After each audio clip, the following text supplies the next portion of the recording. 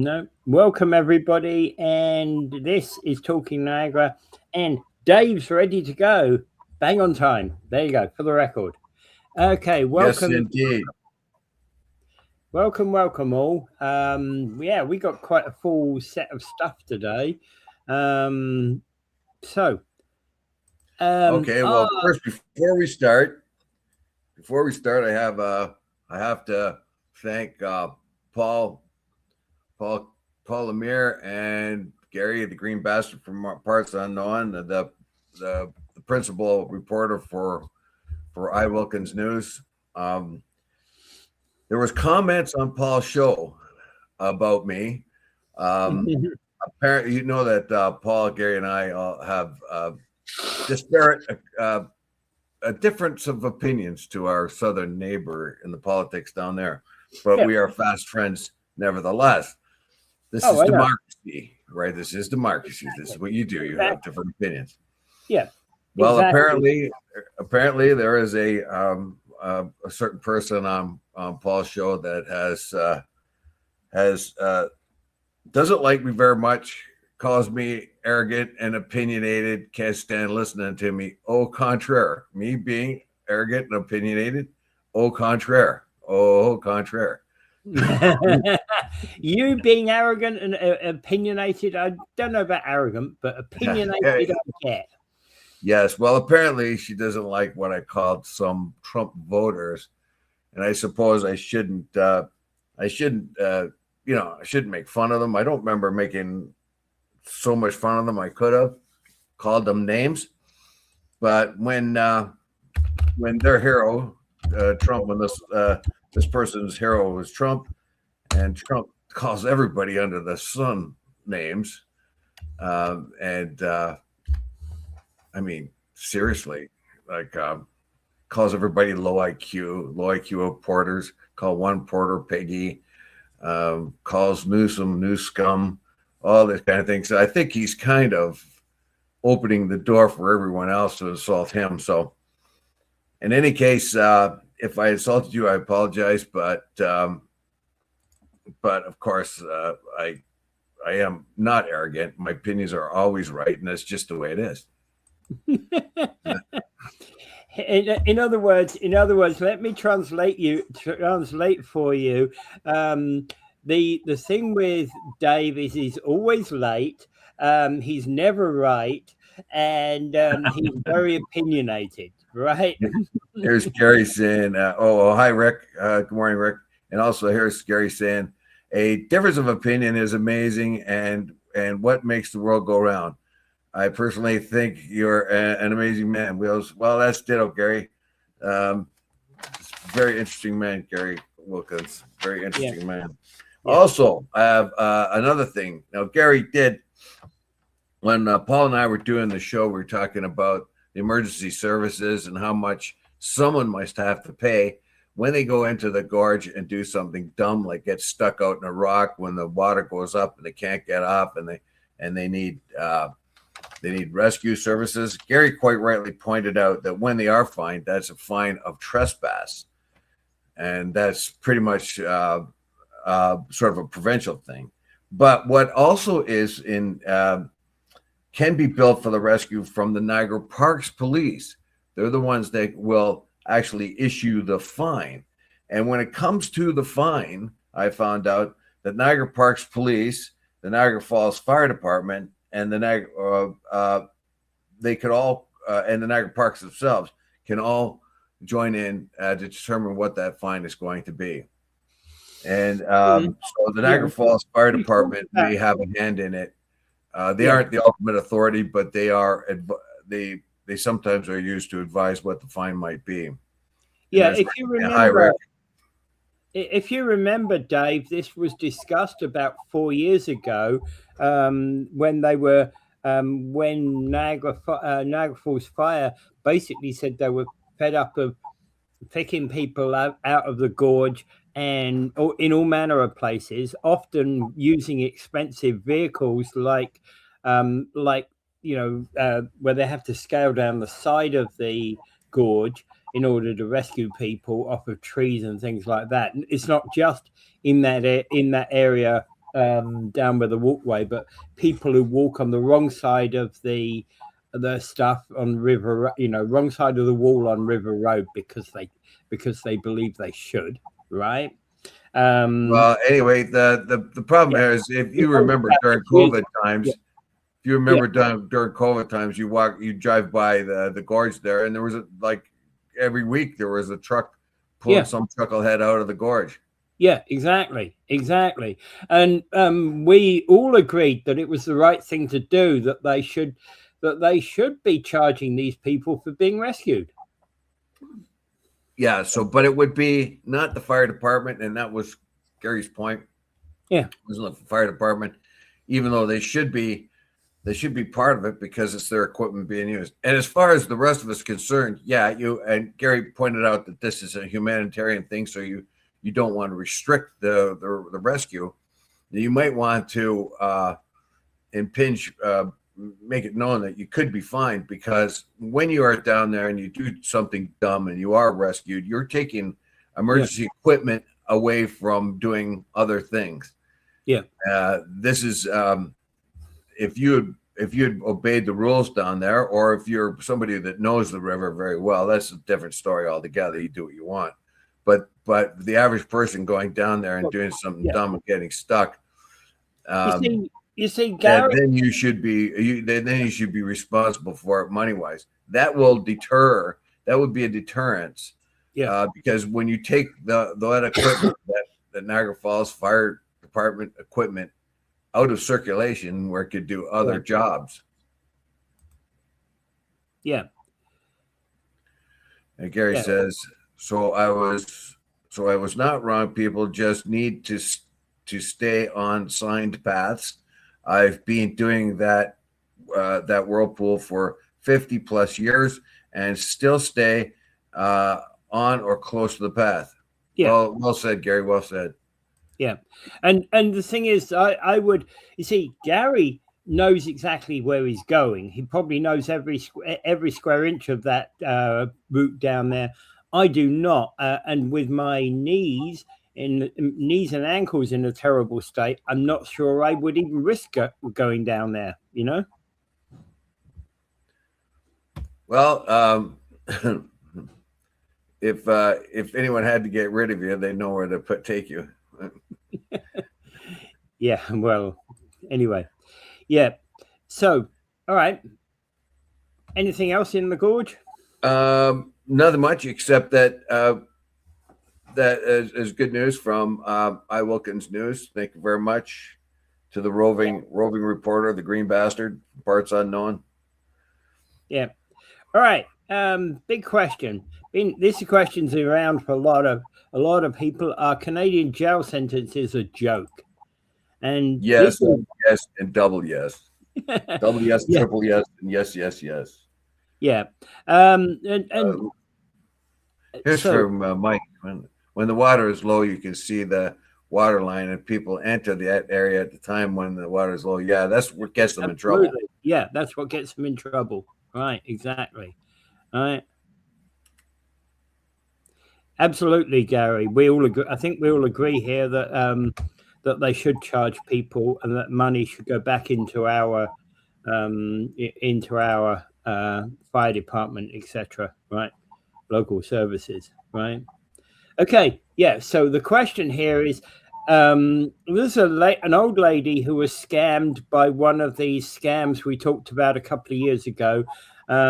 Somebody pretending to be a granddaughter, and they needed $5,000. Well, she went, got the $5,000, sent it to to her granddaughter, who was not her granddaughter, and the Ontario police caught these gang, even though they were in Montreal. They were in Quebec. They were all Montreal area people. They were arrested in 2024 and later convicted as part of an investigation called Project Sharp. And she was sentenced to 18 months to be served in the community. And that's what she's complaining about, because basically that just means they're up to this scam again. Yeah. So the scammers got away with almost nothing. And if you compare the sentences to just across the river there in the United States, the scammers get significant time behind bars, like 15 months or more. Yeah. And over here, you get a slap on the wrist. You get a at home. Like, what is going on? Yeah. Really, what is the deterrent in that? 18 months. These are criminals. You don't say to them, these are career criminals. As a matter of fact, if they're pulling off scams like that, they've been at it for a while. It's not like some kids trying to cheat you out of your school money or something, your lunch money. These are people that bleed dry a lot of people. And this 83-year-old woman, of course, they use that vulnerability of the old. They get somebody to imitate her granddaughter and say, that they have to get her out of jail and et cetera, et cetera. They have to pay $4,200. Quite clearly, some of these people get ripped off for much more, thousands and thousands of dollars. So if you're a grandmother and you hear a plea from your granddaughter or your grandson that you've been in jail erroneously, but in order to fix it, I have to get bail. Also, I'll have to be stuck in jail. What are you going to do? Right away, you're going to send that money. That's what they hope would do. And of course, it's a believable story, isn't it? The first thing you get, if somebody were to call you, Dave, and say your grandchild's in jail, if they were old enough, and you need to be able to give bail money, etc., or pay for lawyers' funds, there's there's a thing that goes off on you, right? That you kind of go, oh my God, my family's in trouble. I've got to do what I can to help, right? The trouble is, having gone through that process, you don't go and call them to check it out, or call their parents to check it out, right? Well, it's usually urgent, and that's how they get them. So they get a concerned usually the older people, grandmother, grandfather, they usually pick on the ladies. Because they, of course, their caregiving instincts kick in really quickly, and they automatically, try to help the situation. But these people who are getting slaps on the wrist, so for instance, this one scammer, Aaron Root, was convicted of fraud over $5,000 for a role in a scam. And then this is just one she got caught in, not the other one she didn't. Targeted hundreds of victims. She was sentenced this year to 18 months to be served in the community. Root's sentence includes house arrest, but with exception. Let me read the whole thing here. Root's sentence includes house arrest, but with exceptions that allow her to leave the house multiple times a week to go to the gym. And after 6 months, the conditions of the sentence only require her to be at home between 10 and 6 a.m. Oh my God, that is, and of course, the person that was scammed said to me, it's a joke, and it is a joke. Yeah, it is a joke, because that's sort of a court for that. She should have, that 18 months should have been served in prison. However, there is something that we were talking about this with Angela yesterday.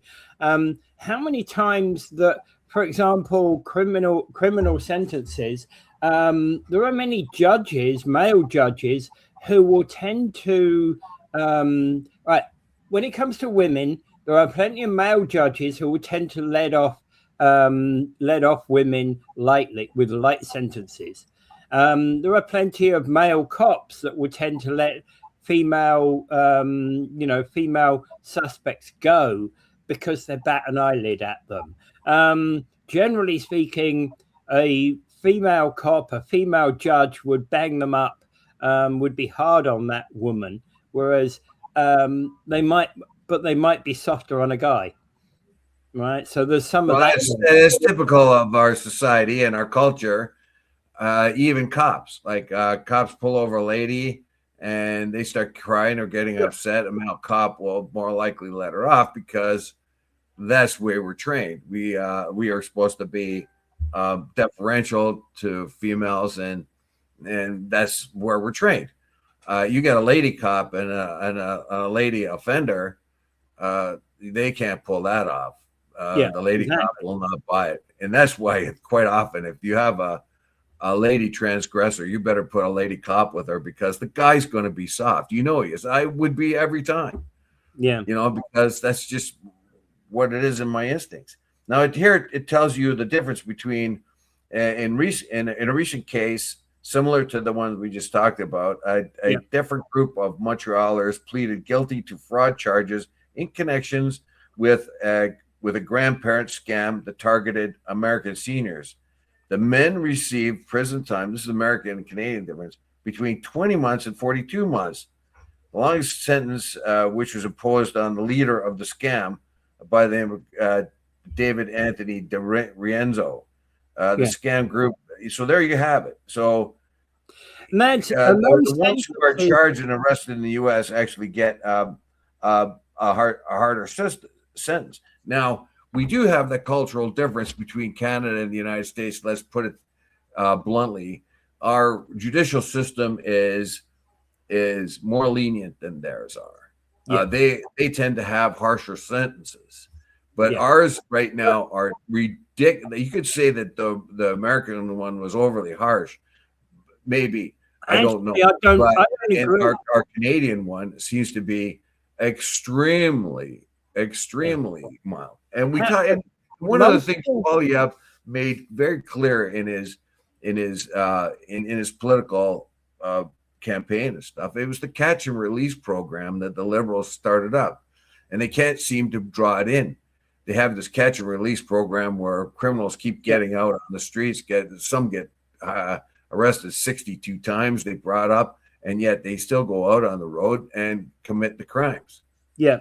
Well, what you were saying, these similar one in America getting between 20 and 42 months, right? So 20 months being just under 2 years and 42 months being just under about 3.5 years, right? In fact, those, I would say, for that kind of crime is about the right kind of length of term to be serving. It would go up in, the leader gets the longest period of time because they could prove he was leader, I'm assuming. The other scammers got less time.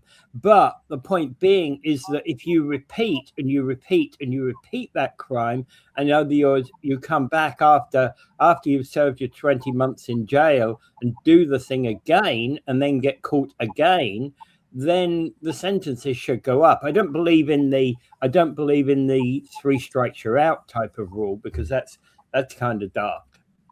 That's well, in this particular case, it talks about where now you want to blame judges, but the judges themselves are infuriated because in one of the instances there, they have is what's called joint submissions, whereas the Crown, the prosecutors will join up with the defendant and then come up with an advised sentence, and the judges are pretty much obliged to do that. So what you get is a dumbass prosecutor, weak and wimpy prosecutor, and you get a defense attorney getting together to come up with an appropriate sentence for the person, and quite often it's way too lenient, and then the judge is stuck with this joint submission when he really wants to put the person away for a longer period of time. Is now stuck and obliged to do this joint submission. And of course, the question about this is because of the way our system works, a defendant has the right to have a lawyer. The defendant's lawyer is actually the person who is going to try to negotiate the best deal they can for their client. That's what they have to do. It's part of their role.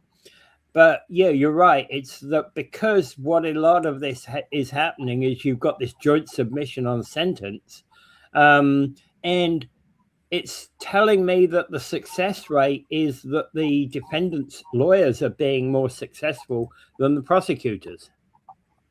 Well, that's the whole problem of the whole justice system. The prosecutors and the judges are too weak and wimpy. Like they got sold the bill of sale that you go lighter on criminals, and they will, if you do that, if you're less harsh with them, they'll become less career criminals. The whole idea is if you send, like the old John Diligent thing, when he was a juvenile delinquent, they put him in prison. The judge decided he needed a lesson and threw him into prison for, I think, 10 years or something like that for a minor crime. And in there, he learned how to be a really good criminal. And he was an extremely good bank robber and all that. So the idea is if you take somebody and put them in jail, they become more of a hardened criminal. But the fact is, if you don't, you're going to get somebody that just commits crime because that's the easy way out. They're not going to have any problems. Yeah. They scam an old lady out of $5,000, and then you go for a house arrest. You could still be scamming people while you're on house arrest, for crying out loud. Yeah, absolutely. And I mean, you're on house arrest. You can be on the phone the very next day, right? Yes. So there's this big thing that like criminals, do you treat them well and then kind of hope they revitalize whatever? But you have to have some sort of a deterrent effect. Seriously. Yeah. We're going to have a deterrent effect. Yeah. And the liberals are just plain weird. You remember when they were coming down hard on gun ownership, illegal gun ownership, but they took the sting. They took the automatic sentencing for someone that had a handgun out of automatic. There was an automatic sentence if you had an illegal handgun. I think maybe we should go back to that. Trudeau took that away. And the reason why he wanted to take it away is because minorities and new Canadians were more likely to have an illegal handgun, and he didn't want them going. That's a load of rubbish. That is a load of rubbish. Absolute load of rubbish. We need to go back to that thing. Caught with a handgun, you can get a 5-year term automatic. I think if you get caught with one that you didn't use, you should go away for 18 months, right, and have to pay restitution and the long program. But if you use it in a crime or carry it around with you, you go 5 years. Yeah, exactly. All right. Here's a quick note on this system. You speak of I was charged and held at gunpoint, found not guilty, and yet the person who said I did this said to the court he assaulted me and yet was not charged. That assaulted him was not charged, and that is actually a twisted part of our system, Gary. There is. I've heard this so many times. People come. Hey, two people were caught in a fight, and all they do is they either arrest both parties or they arrest the person who's easiest to grab. And they don't listen to the story, and then you end up in court for something you didn't do, where you're basically defending yourself. Yeah, absolutely. Yeah. It's all Gary told me a little bit about that. I got to hear it again. It was that was a close call for Gary. Yeah. Jeez. Okay. Scary. Yeah, absolutely. All right. Okay, so moving on. Hey, an old post by Trump's son comes back to haunt the president. All right, this is a report that's in the Irish Star that basically what happened is that Donald Trump Jr. put out. Remember when they said Trump would get us into a full-blown war with Iran? Times like these should make us realize how lucky we are to have Trump, his strength and his resolve. That was the post that Donald Trump Jr. put in April of 24. And now, of course, we're in this full-flung war with Iran. Yes, this is a tweet by Donald Trump Jr. that comes back to haunt Donald Trump. One of the big things that Donald Trump has been saying way back, even before he was in running.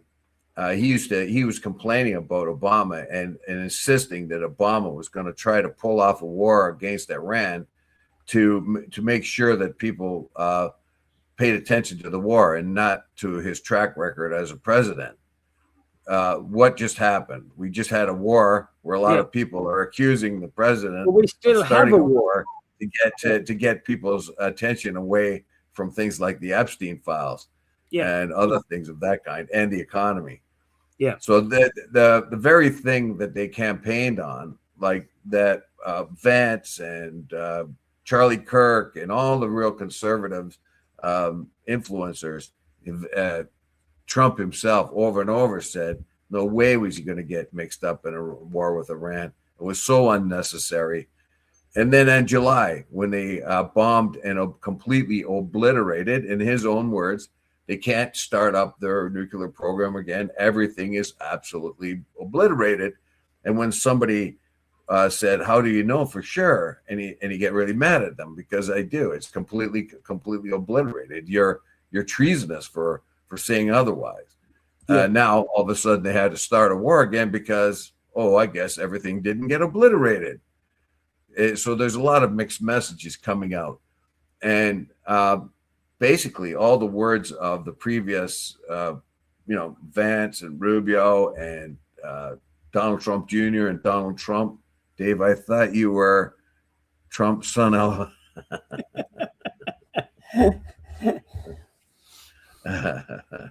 Why? I don't know. I haven't been ripping people off selling them Trump phones, have I? Well, I think you gives me an idea. Maybe if people are dumb enough to buy them, I'll get a franchise. You did a good advert for them yesterday, sir. Yes, I did. Yeah. Anyway, so the old statements are coming back to haunt them, and they have to keep changing the story over and over again. And Trump keeps saying that everybody's paying a whole lot for gas right now because they saved the world from, believe me, he says, if we didn't do what we did, they would be bombing us with a nuclear bomb by now, which is a complete and utter falsehood. Yeah. CIA disagrees with it. The FBI disagrees with it. Everybody disagrees with it. The U.S. military disagrees with it, but they have to play the story. And now all these old comments, when they used to say that we are the peace presidents, we are the peace, and Vance used to do that a lot. We are the peace team or something like that. We're not going to get involved in Iran. Yeah, we're staying away from that. And now they're in an extremely expensive war. Yeah. Anyway, so I just thought that was amusing. A lot of these old words are coming back to haunt them. Yeah. The press likes to do this every once in a while. They like to bring up the comments like Lindsey Graham, who's a big buddy with Trump now, real tight with him. If you look at his previous comments about Trump, he's a Nazi, he's an authoritarian con man and all that. Vance, the same thing. He's a Nazi, he's an authoritarian. Rubio, they all say these things, really bad things about Trump. But now they say that he's wickedly cool and good. And it doesn't matter that he's doing a war that he promised not to be in. He knows better than anyone else. It's just rubbish. But anyway, it is fun to go back to these old comments they've used because, when they were running on a peace ticket, you kind of hope that was the one thing I thought. I didn't like the Trump administration one bit, but they promised peace. They promised Ukrainian peace, Gaza peace, and peace in the Middle East, stay out of conflicts. I thought, well, that is the one positive message I can see here. But the war that was supposed to be done in one day is gone on forever and ever, which is the Ukraine war. The Gaza war is still really bad. Bye-bye, Mike. Have a great day. And on and on. Like, this is just rubbish after rubbish. But I don't know. Any case, that was just fun. That was just fun. Donald Trump Jr., and they have to explain these things, and it's just, it's kind of funny anyway. Yeah. All right. Okay. So a couple of things you brought up is been about Canada and the CIJA, the Israel lobby in Canada. and they've lobbied at least 20% of MPs since the 2025 election. One session included 37 MPs and focused on police funding and hate speech policy. They've been lobbying it a bit in relation to Jewish rights, of course, and Israel in overall. So what I was looking at a lot of news is happening now, not in the main news, not like you won't get it from Fox. You'll very rarely get it from CNN. You won't get it from a lot of the main ones in the United States. But AIPAC is becoming, and the Israeli lobby is becoming more and more prominent. It is most of the time the politicians in the States don't want you to really pay too much attention where they're getting their money from. Yeah. Right now, the Israeli lobby in the United States is very, very effective. They own 75% of the Democrats and almost all the Republicans. And even those they don't own, the other ones are afraid to do anything. Like, for instance, Thomas Massey right now, who has voted against entanglements in the Middle East, which means reducing the amount of money that the U.S. bleeds every year to Israel should be reduced. He's under the battle of his life right now. He's got unbelievable amounts of money against him in his particular campaign, and they mostly come from AIPAC. So it's a very, very powerful lobby in the States. Most of the politicians are afraid of them, and they either don't say anything about it or take their money from them so they won't be bothered by them. They also take their instructions, as Thomas Massey has told us. Well, what do we got here up in Canada? Well, we have the Center for Israeli and Jewish Affairs, which is a very similar lobby. Of course, the governments are a little bit different, so they lobby a little bit different, but they do the same thing. They take an MP and then they take them for a trip to Israel, all money included, so they take them to a lavish trip to Israel, wine them and dine them, show them around, and tell the MP how wonderful they are and they really appreciate their support. They have typically they're a little less aggressive up here, but they have really put a lot of money out there. Pierre Poilievre is one of the people that they support money-wise and have lobbied.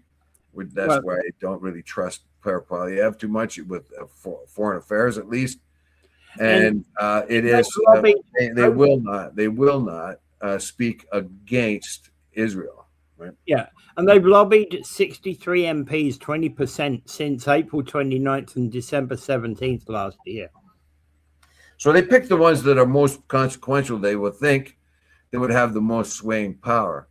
Now, you won't hear about it very much, will you? You won't hear about the Israeli lobby here in Canada, just like for the longest time you didn't hear about it in the States either. It just did its business and everybody went along with it.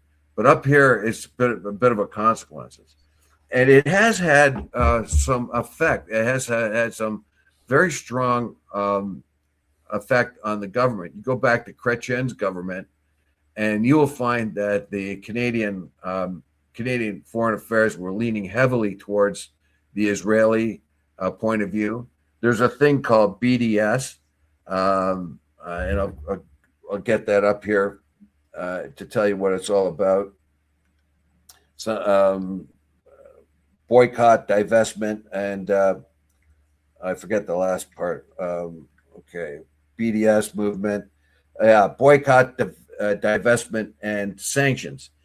So basically, that is a non-violent way in which to put pressure on Israel to make sure that Israel treats their Palestinians, citizens, well. And we see that they don't do that. It's particularly the ones in the apartheid areas like Gaza and the West Bank. So the BDS movement was a boycott Israeli stuff, divest from them, divestment and sanctions, and the the CIJA has been able to lobby the government enough to make it look as if the BDS is an extremist sort of movement, and that it is. And most politicians won't touch that with a 10-foot pole. Will not even say BDS because they're afraid to get in trouble with the CIJA. But it is not. It's not an extremist thing. The United Church of Canada, the church that I'm supposed to be going to, is one of your most mainstream Protestant parties. There are churches there are, and they endorse the BDS system. At first, because of how cruelly the Israeli government was treating Palestinian Christians.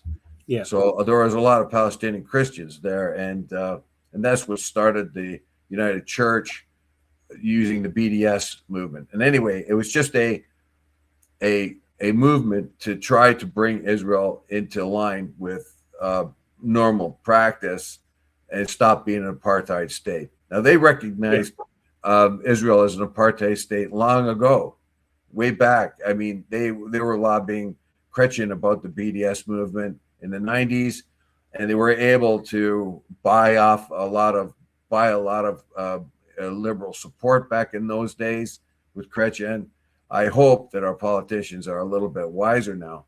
But the fact is, the same movement, the same powerful lobby movement is in our government. And you could be, if you, let's say, I started to run. Let's say I started to run. Let's say I'm even a conservative and I started to run for a seat here.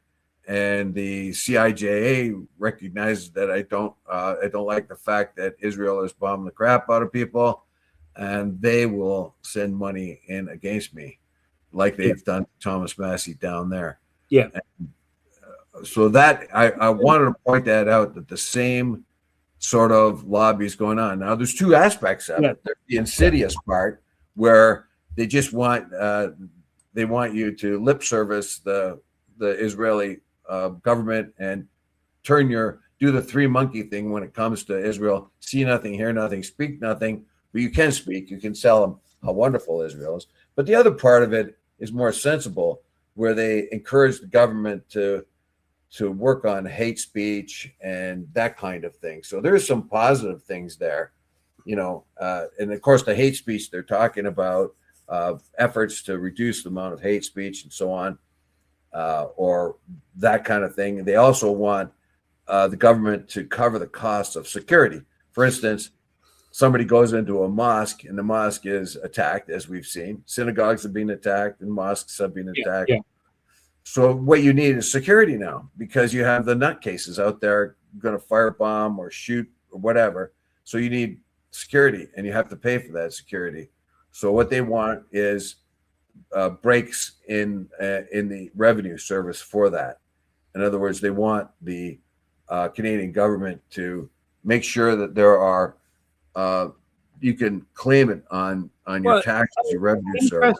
You see, interesting. The other thing about this is that May from the Green Party has basically put their Green Party perspective as being to qualified endorsement of boycott, divestment, and sanctions campaign that seeks international action to condemn Israel for its treatment of Palestinians in Israel. Right. So, as you remember, Elizabeth May was the only one that had any guts and blamed Netanyahu for the war, and she was booed by both parts of the.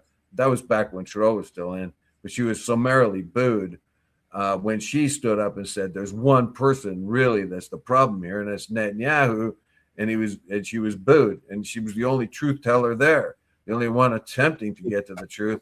Everybody else did the old see nothing, hear nothing, speak nothing thing. And particularly Poilievre, I'm really worried about his Israel or nothing stance.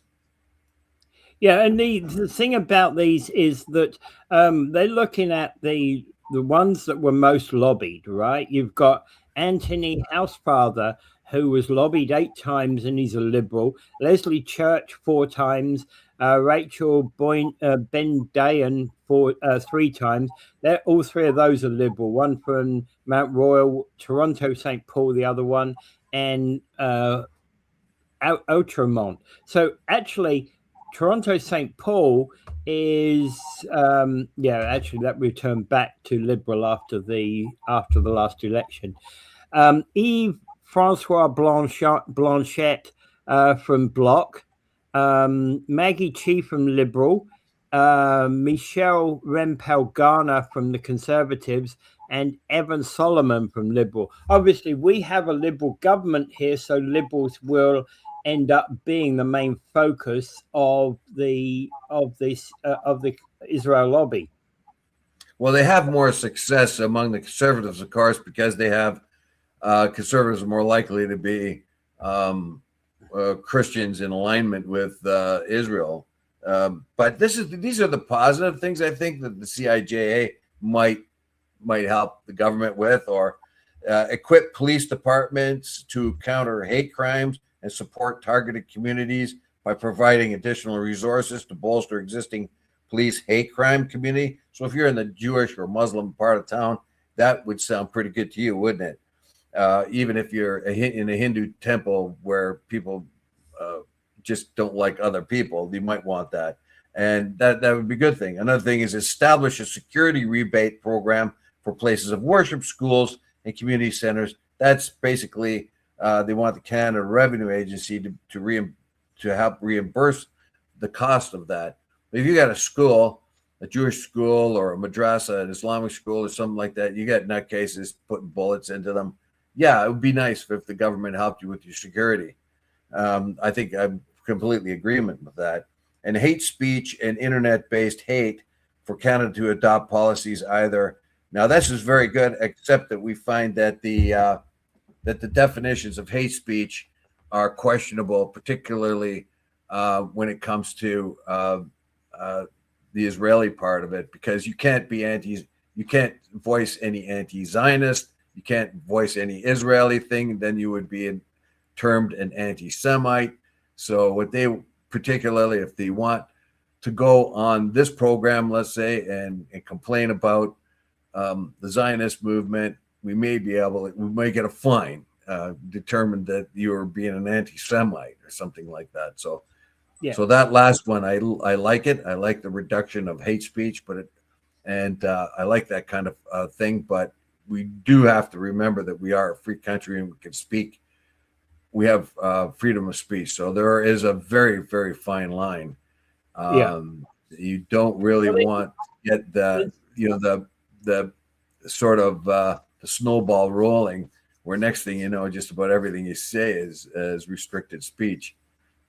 Well, actually, and this is one of the biggest problems about the C9 bill that's going through the federal parliament right now, is the hate speech stuff of it is not properly, is badly formed, right? I think whilst we all hate speech, it needs to be addressed properly. Well, Gary pointed that out to me when we were having lunch, the C9 thing, and I think that's the slippery slope thing. I'm very, very, very, very concerned about that. And everybody can get points, run on again, and from any party can get on. Yeah. Let's hate speech. Let's hate speech. But then when you look at the censorship that's required, then you think to yourself, hey, wait a minute. We are adults in this country, and you should be able to decide what we can listen to and what we can't. And anybody who says anything must be permitted to say it, as long as it isn't inciting violence or that kind of thing. We have to be an educated person. If you drive these things underground, that's worse. You, as despicable as those opinions might be, some of the opinions you might hear, you want them on the surface. You don't want them to go underground where they fester and boil and that kind of thing. You want them on the surface so that your citizens can deal with it with rational mind. You don't have to be told, I'm not going to let you listen to this person. I don't like that one bit at all. I'm not going to let you listen to this person and their opinions. I'm going to censor them through the C9 hate speech. No, I think that's a wrong move. Well, yeah, that's we got some problems with the C9 bill, right? Hate Speech Act. I'm not, there's some good in it, but there's also some bad in it. Anything that restricts free speech, I am, as much as I dislike and pretty much vomit when I hear some opinions that are out there, anti-Holocaust opinions and things of that kind. And some of the things I hear, which I just don't, just are ugly. But on the other hand, if you drive it underground, it's going to get worse, and you don't want it to pop up. And why do you have to? Why you or the government have to have a bill that tells me how to decide what's hate speech and what's not? Yeah. Don't you think I know? Yeah. Right? Don't you think I know what it is? Mm-hmm. So you're going to have to protect me. I think there should be a crime of hate speech, but how we define that, in part is in the eye of the beholder. We talked about that victim earlier on. She might even define that as hate speech, targeting her to rip her off because because of her granddaughter. No, I wouldn't think a whole lot of people think that was hate speech. I think they were just plain criminal stuff. But the hate speech is usually quite clear. It targets people, usually different religions, different races, that kind of thing.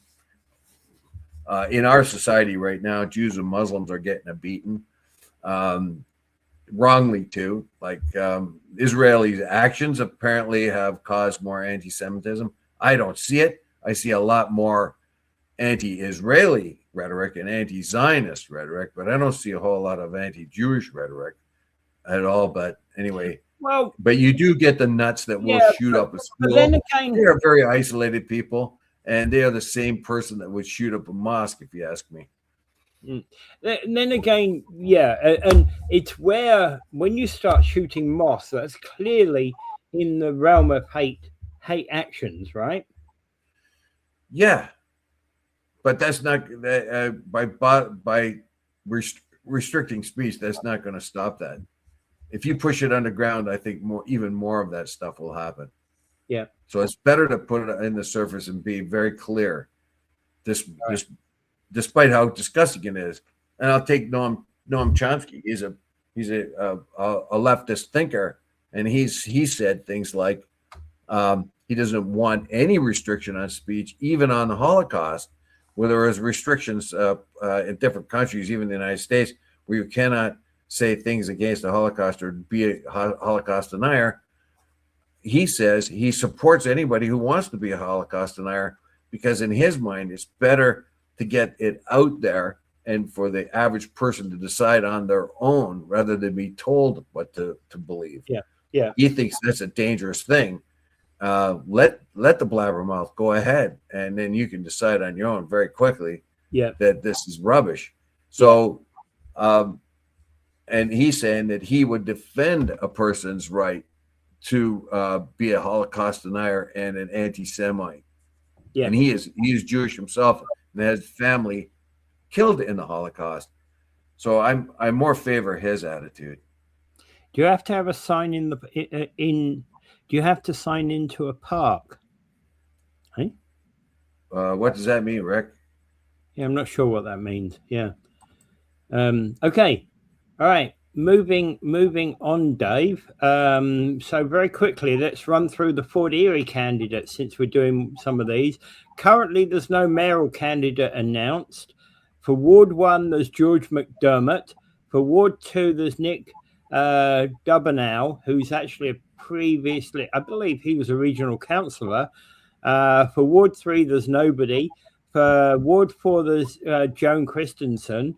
For Ward 5, there's Thomas Metty and Tom Lewis. And for Ward 6, there's Anne-Marie Noyes. And at the moment, there are no... What a good name for a politician, Noyes. noise. Right? English language public district school board. There's Susan Javonovich, and for English language Catholic school board, there's Danny Di Lorenzo, and there's no French school board candidates at all at the moment. Right? Okay. Well, I don't know how. Well, anyway, that's for any information of any of our Yep. viewers from Yep. Fort Erie. Yeah. All right. So I'm just trying to that we put these out there. We start to continue to go through them on a regular basis. We've got two more comments go up. Oh, okay. So related to an earlier, and Gary said something about something in an earlier statement. Okay, that's fine. All right, we're not going to go back to an earlier statement, not right now. All right, moving on. Venezuela's acting president Delcy Rodriguez rejects Trump's 51st state remarks that have been happening on this weekend. Not surprising, not surprising at all. And in fact, actually, does it? I always question this that he wants a country like Venezuela that would change the whole construct of the Senate and the Senate and House because they would be left leaning. I don't know if the average Venezuelan would be left leaning at all. They've seen what's happened with left leaning governments. They might be very much different from that. Remember, the average Venezuelan would more likely be culturally conservative. They're more likely to be religious and family oriented. So culturally, they're probably more conservative. They've had the socialist, communist sort of government imposed upon them. But culturally, they may not really be that socialist at all. So when he says he wants them in as the 51st state, he definitely wants to expand the borders of the United States. He wants to make it bigger than when he left. And of course, he probably wants to rename Venezuela as Trumpelvania, because of his ego. Oh, great. Yeah, well, there we go. Now, it would be, now if he made it the 51st state, it might be a very good idea. Now, their population is being depleted because so many Venezuelans have left Venezuela. But if you make sure that Venezuela's economy is much more secure than it is under the communist system, then you might repatriate those people. Plus the fact that Venezuela has an enormous amount of oil wealth, incredible. It's very hard, heavy crude, but it is vast in quantities. Now, Delcy Rodriguez was in trying to appeal to the United Nations lately because of the Essequibo part of Guyana. Now, one of the neighbors on Venezuela's east side is a country called Guyana. It used to be British Honduras, but it's now Guyana. No, it's an independent nation. No, it's not. That's not what used to be British Honduras. British Honduras used to be Belize, right? Correct. Yes. Yeah. Okay. What was it? British something. It was British something, but I don't. British Guyana, maybe. British Guyana, I believe. Yeah. British Guyana, I believe. Yeah. British Guyana. Yeah. Sorry. Yeah. So So British Honduras used to be Belize. So anyway, so they used to be British Guyana. Now it's Guyana, and back in 1899, they have decided what the border should be between British Guyana at that time and Venezuela. Venezuela's never really liked it that much, but this Essequibo area is 70% of the land of Little Guyana.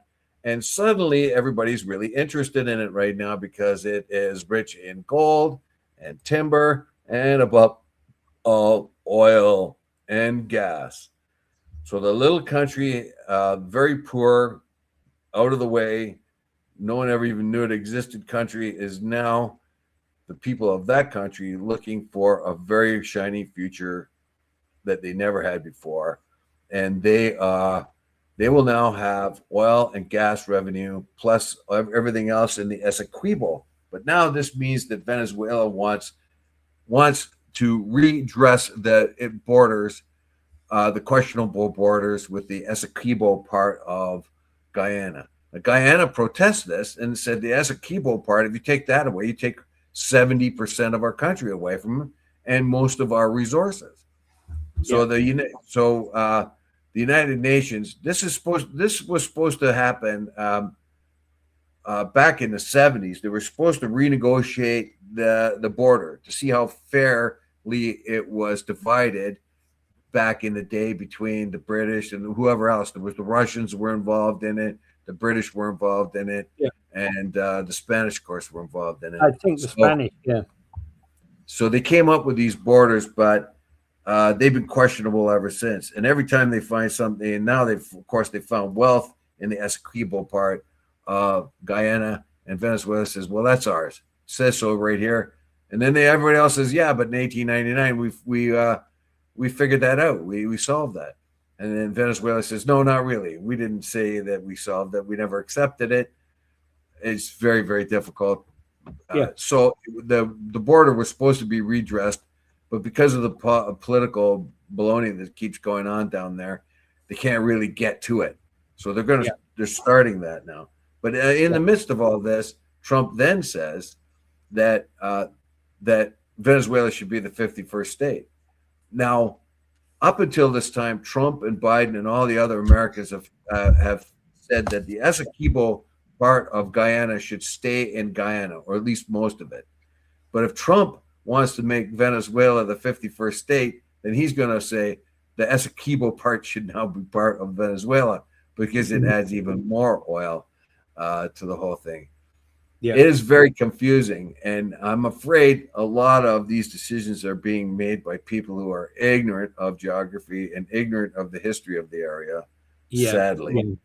Now, Delcy Rodriguez, of course, she's come out and said vehemently that Venezuela is a country on its own and not going to be a 51st state. Now, somebody said there that Venezuela is doing great now. Well, it's doing better, but isn't doing great yet. It still has a communist government, a communist and a very oppressive sort of government.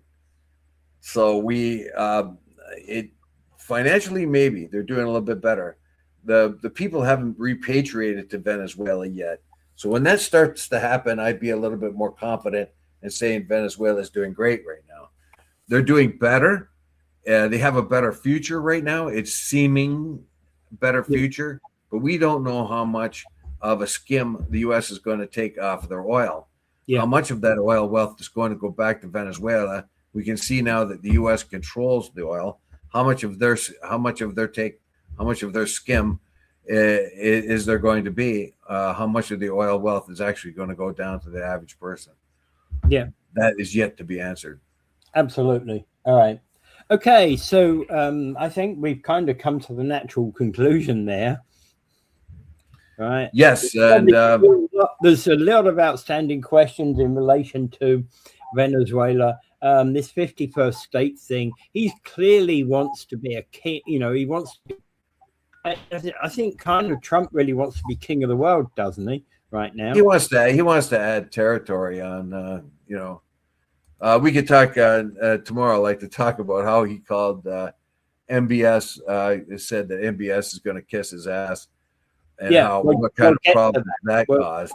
He does seem to spout off foolishly, say dumb stuff like that.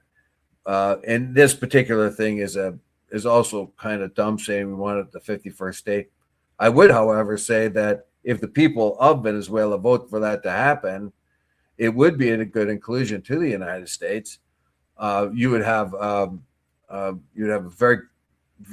I don't think the people of Venezuela would leave Venezuela as they have done if they are assured of a good economy, as it was back in around 1980 or so, when actually the Venezuelan people had a very high standard of living. Mm-hmm. Yeah. All right. Okay. And Dave? Yes, I'm just going to remind everybody about Gaza again. Netanyahu is becoming sort of a criminal everywhere he goes. The Europeans, what is very slow for everybody to react to is is what Israel has been doing under Netanyahu. You got to get rid of Netanyahu. Though, if you look at the history of Israel, it did not start out as well. It started out pretty brutish, but there were areas in the middle there where it seemed to be going to be much more of a democracy, like under Yitzhak Rabin. But he got murdered. He got murdered by a settler when he tried to make peace with the Palestinians. They didn't want peace with the Palestinians. They want to steal their land, and if they had peace with the Palestinians, they couldn't do that. So the settler shot and murdered Rabin. And ever since that time, they have worked for the Greater Israel Project. They have demeaned Palestinians. They've taught them the apartheid system is alive and well in Israel. And yet, if you say anything like that, you're an anti-Semite. So even I don't know what they do with guys like Noam Chomsky, Elon Pape, Miko Pella. Those guys are all Jewish guys, and they're pointing out the loss of democracy in Israel, and yet they're denounced for it. Anyway, without further ado, I bid you to pray for peace.